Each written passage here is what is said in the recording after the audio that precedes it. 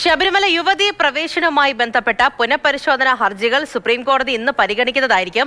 2020 ഫെബ്രുവരിയിലാണ് bench അവസാനമായി ഹർജികൾ പരിഗണിച്ചത്. പുതുതായി ഹർജികൾ പരിഗണിക്കേണ്ട ബെഞ്ചിനെ സംബന്ധിച്ച് ചീഫ് ജസ്റ്റിസ് അധ്യക്ഷനായ 3-അംഗ ബെഞ്ച് ഇന്ന് നിലപാട് വ്യക്തമാക്കിയേക്കും. ഹർജികൾ എപ്പോൾ വാദം കേൾക്കും എന്നതിനെ സംബന്ധിച്ചും ഇന്ന് അറിയാനാകും.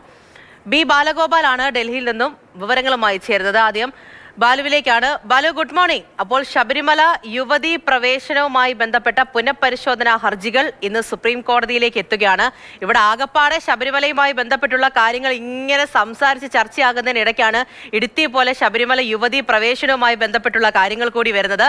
അപ്പോൾ എങ്ങനെയായിരിക്കും കോടതി നടപടികൾ? സർക്കാർ എന്തായിരിക്കും പറയുക? നിലപാട് മാറ്റുമോ എന്നതിലാണ് ഇനി ആകാംക്ഷ. പൂജ, ഗുഡ് മോർണിംഗ്.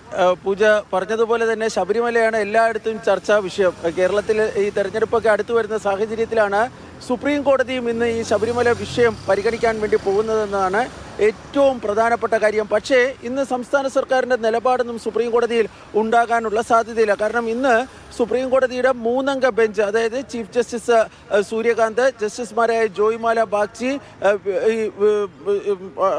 ഉൾപ്പെടുന്ന ബെഞ്ച്, ബിബിൽ പഞ്ചോലി എന്ന് ഉൾപ്പെടുന്ന ബെഞ്ചാണ് ഈ പുനഃപരിശോധനാ ഹർജികൾ ഇന്ന് പരിഗണിക്കുന്നത്. 67 ഹർജികളാണ് ഇന്ന് ലിസ്റ്റ് ചെയ്തിട്ടുള്ളത്. ഇതിൽ ശബരിമല മാത്രമല്ല, ഈ പാർസി സ്ത്രീകളുടെ അന്യമതസ്ഥരെ വിവാഹം ചെയ്ത പാർസി സ്ത്രീകളുടെ ക്ഷേത്ര പ്രവേശനം, മുസ്ലിം സ്ത്രീകളുടെ പള്ളികളിലേക്കുള്ള പ്രവേശനം, അതുപോലെ തന്നെ ദാവൂദി ബോറ വിഭാഗത്തിലെ സ്ത്രീകളുടെ ചേലകുർബാൻ, ഈ 3-4 വിഷയങ്ങൾ ഉൾപ്പെടുന്ന ഹർജികളാണ്.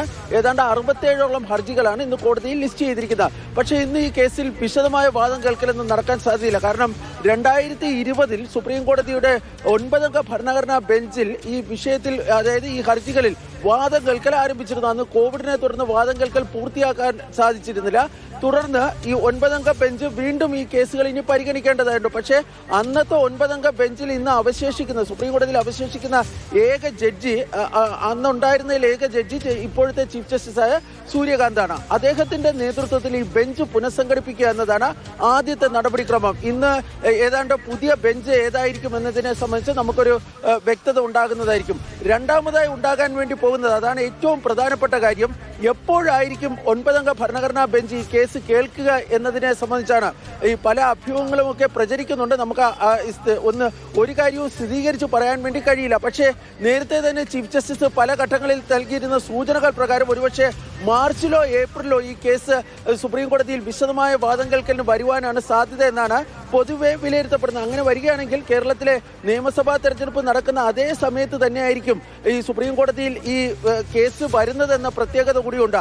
ആ ഘട്ടത്തിലാണ് സംസ്ഥാന സർക്കാരിനെ സംബന്ധിച്ചിടത്തോളം ഈ സ്ത്രീ പ്രവേശന വിഷയത്തിലുള്ള തങ്ങളുടെ നിലപാട് സുപ്രീം കോടതിയിൽ വ്യക്തമാക്കേണ്ടി വരിക. കാരണം ഈ നേരത്തെ 9-അംഗ ഭരണഘടനാ ബെഞ്ചിന് വിട്ട വിഷയങ്ങളിൽ ഒന്ന് ഈ ശബരിമലയിലെ അതായത് യുവതീ പ്രവേശനവുമായി ബന്ധപ്പെട്ട വിഷയവും വിട്ടിരുന്നു. അതുകൊണ്ട് ഒരുപക്ഷെ ആ ഘട്ടത്തിൽ സംസ്ഥാന സർക്കാരിനെ സംബന്ധിച്ച് ഇതുമായി ബന്ധപ്പെട്ട തങ്ങളുടെ നിലപാട് കോടതിയിൽ വ്യക്തമാക്കേണ്ടി വരും. പക്ഷേ ഇന്നത്തെ ഏറ്റവും പ്രധാനപ്പെട്ട കാര്യം എപ്പോഴായിരിക്കും ഈ കേസ് സുപ്രീം കോടതി കേൾക്കുക എന്നതാണ്. കേരളത്തിലെ നിയമസഭാ തെരഞ്ഞെടുപ്പിന് മുമ്പായിരിക്കുമോ, പിന്നെ അത് നിയമസഭാ തെരഞ്ഞെടുപ്പിന് ശേഷമായിരിക്കുമോ, അതായിരിക്കും ഒരുപക്ഷെ കേരളത്തിനെ സംബന്ധിച്ചിടത്തോളം ഇന്ന് കോടതിയിൽ നടക്കുന്ന നിലപാടിൽ ഏറ്റവും പ്രധാനപ്പെട്ട കാര്യം. ഒരു കാര്യം കൂടി പറഞ്ഞാൽ, ഇന്ന് സംസ്ഥാന സർക്കാരിന് വേണ്ടി സീനിയർ അഭിഭാഷകൻ ജയ്ദീപ് ഗുപ്ത സുപ്രീം കോടതിയിൽ ഹാജരാകുന്നതായിരിക്കും. അദ്ദേഹത്തോടൊപ്പം സ്റ്റാൻഡിംഗ് കൗൺസിൽ നിഷരാജൻ ശങ്കറും ഹാജരാകുന്നതായിരിക്കും. പക്ഷേ ഈ കേസിന്റെ മെറിറ്റ് സംബന്ധിച്ച എന്തെങ്കിലും കാര്യങ്ങൾ ഈ രണ്ടുപേരും സുപ്രീം കോടതിയിൽ വ്യക്തമാക്കുവാനോ വിശദീകരിക്കുവാനോ സാധ്യതയില്ല. തിരുവിതാംകൂർ ദേവസ്വം ബോർഡിന് വേണ്ടി അഭിഭാഷകൻ PS സുധീറും ഹാജരാകും. പക്ഷേ ബോർഡും ഇന്ന് കോടതിയിൽ ഒരു നിലപാട് വ്യക്തമാക്കാനുള്ള സാധ്യതയില്ല. കാരണം ഇന്ന് കേസിന്റെ മെറിറ്റിലേക്ക് പോകുന്നില്ല. ബോർഡും സർക്കാരും സുപ്രീം കോടതിയിൽ ഉണ്ടാകുമെങ്കിലും അവർ ഈ മെറിറ്റിലേക്കുള്ള കാര്യങ്ങളിൽ ഇന്നൊരു വാദം നടത്താൻ സാധ്യതയില്ല എന്നാണ് ലഭിക്കുന്ന വിവരം. ഓക്കെ, ബി ബാലഗോപാലാണ് കോടതി നടപടികൾ, അതുമായി ബന്ധപ്പെട്ടുള്ള വിശദാംശങ്ങളൊക്കെ ഇപ്പോൾ നമ്മുടെ അടുത്ത് സംസാരിച്ചത്. അപ്പോൾ ശബരിമല യുവതീ പ്രവേശനവുമായി ബന്ധപ്പെട്ടുള്ള പുനഃപരിശോധനാ ഹർജികളാണ് സുപ്രീം കോടതിയിൽ എത്താൻ പോകുന്നത്. ഇപ്പോൾ കഴിഞ്ഞ ദിവസം തന്നെ നമ്മൾ കണ്ടതാണ്, രാഷ്ട്രീയപരമായിട്ട് ഇവിടെ കേരളത്തിൽ എന്തെല്ലാം കാര്യങ്ങളാണ്. അപ്പോൾ നിലപാടിങ്ങനെ മാറ്റുമോ ഇല്ലയോ തുടങ്ങിയ ഒരുതരം സൂചനകളൊക്കെ പലരുടെയും വാക്കുകളിൽ നിന്ന് നമുക്ക് വ്യക്തമാകുന്നുണ്ട്. എന്തായിരിക്കും അത് സംബന്ധിച്ചുള്ള കാര്യങ്ങൾ, എങ്ങനെയായിരിക്കും സർക്കാരിന്റെ നിലപാട് തുടങ്ങിയ കാര്യങ്ങളൊക്കെ വരും ദിവസങ്ങളിലായിരിക്കും ഏറെക്കുറെ എന്തായാലും മനസ്സിലാകാൻ പോകുന്നത്. എന്നായിരിക്കും ഈ കേസ് എത്തുക തുടങ്ങിയ പ്രധാനപ്പെട്ട കോടതി നടപടികളായിരിക്കും ഇന്ന് വരാൻ പോകുന്നത്.